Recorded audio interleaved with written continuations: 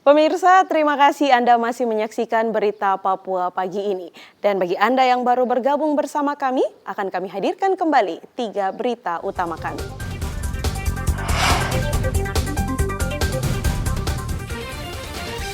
Lima tenaga kesehatan di distrik Amuma, Kabupaten Yaukimo, dianiaya kelompok kriminal bersenjata. Kejaksaan Negeri Jayapura mengembalikan 10 mobil dinas dari pegawai yang pensiun.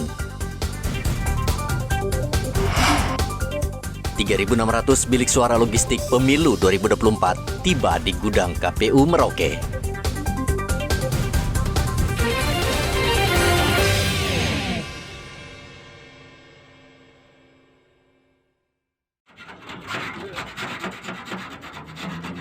Setelah kotak suara, kini menyusul bilik suara tiba di Merauke. Bilik suara diangkut menggunakan kapal laut dan tiba di Pelabuhan Yosudarso, Merauke. Kepala Bidang Logistik KPU Merauke Rudolf Sampe mengatakan 3.600 bilik suara ini langsung dibawa ke gudang milik KPU Merauke di Jalan Seringgu. Logistik yang hari ini masuk adalah bilik pemungutan suara. Jadi bilik pemungutan suara ini satu kontainer yang datang untuk KPU Kabupaten Merauke. Gitu, Pak. Jumlahnya berapa banyak? Jumlahnya sekitar 3.096. Jadi ada satu plastiknya berisi 10. Jadi terhitung ada 309 plastik ditambah satu plastik berisi 6 bilik suara pemungutan suara. Untuk Ya. apa saja yang sudah datang, Pak? Untuk sampai saat ini yang sudah datang di Provinsi Papua Selatan itu. Selain bilik, KPU Merauke juga menerima kekurangan kotak suara yang berjumlah sekitar 380 kotak suara. Kotak dan bilik suara nantinya akan disortir oleh KPU Merauke sebelum didistribusikan ke sekitar 700 TPS yang tersebar di 22 distrik.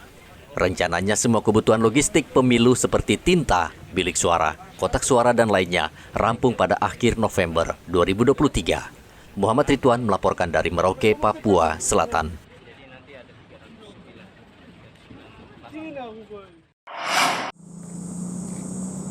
Bacalek dan partai politik semakin gencar melakukan kampanye terselubung untuk mencari dukungan. Tidak jarang berbagai cara dilakukan dan berpotensi menuai keributan. Bupati Merauke Romanus Baraka meminta peserta pemilu dan masyarakat agar menjaga persatuan dan menciptakan suasana harmonis sehingga pemilihan umum berjalan aman dan sukses. Orang Merauke itu hebat menjaga persaudaraan. Mari kita jadi saudara satu dengan yang lain. Pilihan boleh berbeda. Masing-masing partai boleh jalan sendiri-sendiri untuk bagaimana menggolkan calon anggota DPR-nya. Bahkan besok mungkin sampai kepada pemilihan presiden. Tapi tetap Merauke ini yang sudah kita jahit dalam satu kata, satu tekad, isakut dekai, isakut kai. Kita jaga negeri ini tetap damai. Warga juga diminta terlibat dalam mensukseskan pemilu Februari nanti. Muhammad Ridwan melaporkan dari Merauke, Papua Selatan.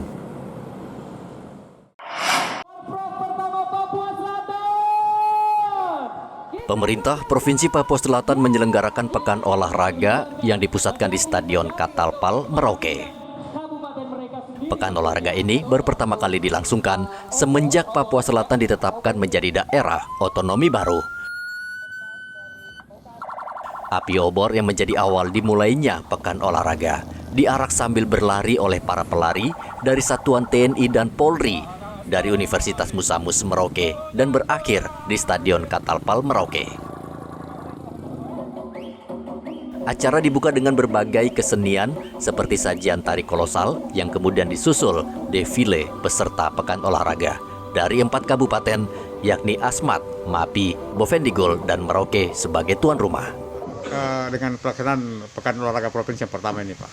Ya, mudah-mudahan kita berharap mendapatkan atlet yang lebih ini lagi untuk mewakili Papua Selatan lebih bagus begitu. Tentu kita warga Merauke sangat bersyukur dan mendukung Porprov Provinsi Papua Selatan karena dengan adanya Porprov tersebut masyarakat lagi menjadi semangat kembali hidupnya untuk berolahraga, banyak kegiatan yang membuat masyarakat bisa beraktivitas, dan harapan ke depan tentu bisa menghasilkan atlet-atlet yang handal dengan harapan bisa meraih PON nanti mulai medali di PON Aceh.